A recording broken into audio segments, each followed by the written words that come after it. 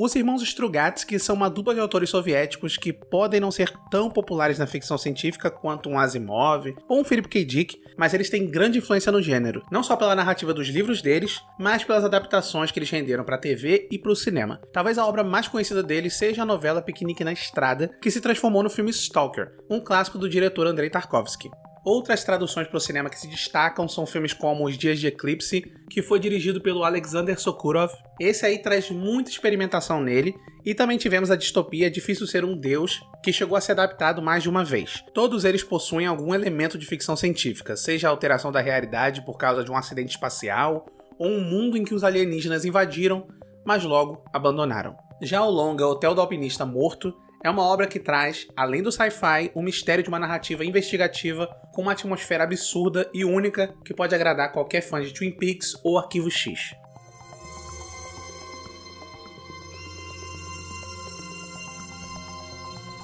O cinema da União Soviética era gigante, a maioria vindo ali do lado da Rússia, mas pouco se fala sobre as produções que saíram da Estônia, ainda mais se a gente focar na ficção científica. A maioria dos filmes de gênero eram curtas, e por isso o Hotel do Alpinista Morto se destaca como, provavelmente, o único longa de ficção científica do país. Mesmo ele sendo único, o filme consegue ser uma obra-prima que compensa essa ausência, e ele representa muito bem o potencial do cinema soviético, e por isso virou um clássico do leste europeu. Como eu já mencionei anteriormente, o filme é baseado numa obra da dupla Arkady e Boris Strugatsky, mas ao contrário de outros livros mais famosinhos deles, que eram mais voltados para ficção científica filosófica e introspectiva, o Hotel do Alpinista Morto carrega um mistério mais voltado para o thriller policial, ainda que ele continue sendo, em essência, um sci-fi mais cabeça. A trama acompanha o oficial Glebsky, que parte numa missão urgente envolvendo um resort isolado entre montanhas congeladas, chamado Hotel do Alpinista Morto, que levou esse nome exatamente por conta de um acidente com um aventureiro que morreu ao cair de um penhasco.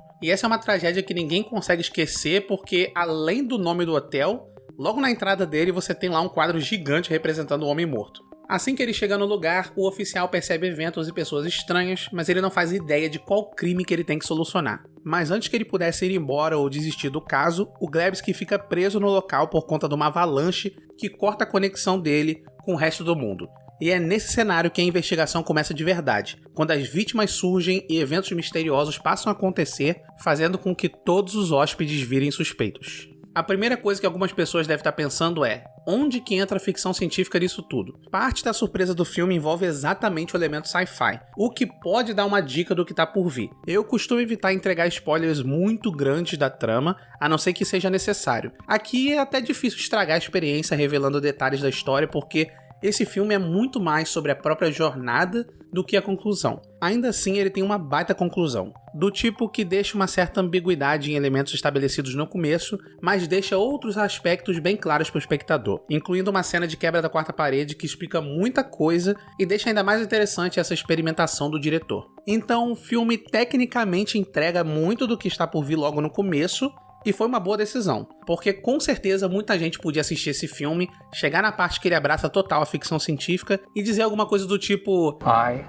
understand nothing. Felizmente, isso é bem executado e quando o grande mistério é revelado, já não parece mais tão aleatório assim introduzir conceitos mais inesperados. Enquanto o Stalker é dirigido pelo Tarkovsky e se apoia muito mais num debate existencialista, aqui a gente tem a direção do Grigory Kromanov, e ele procura uma abordagem com comentários mais voltados para questões sociais e políticas. É claro que os dois filmes têm uma mistura de tudo isso aí, mas o diferencial do filme do Kromanov é a mescla de gêneros. Ele experimenta bastante na técnica e tem um excelente trabalho de fotografia, figurino e som. O filme carrega uma estética que viria a ser mais popular nos anos 80, principalmente no figurino e no cenário, cheio de cores contrastantes e aquela pegada psicodélica que deixa tudo mais bizarro, em combinação com a fotografia obscura do hotel, com muitas sombras e o uso de espelhos para criar mais confusão nessa atmosfera misteriosa. Essa é uma técnica que a gente já viu ser bastante utilizada em uma outra indicação aqui do canal, um filme que é pouco conhecido, mas é bastante influente,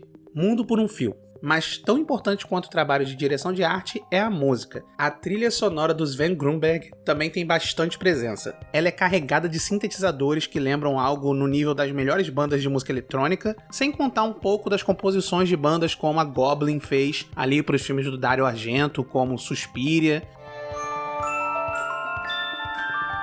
Então, se você já gosta desse tipo de trilha, essa ambientação, você vai adorar esse filme.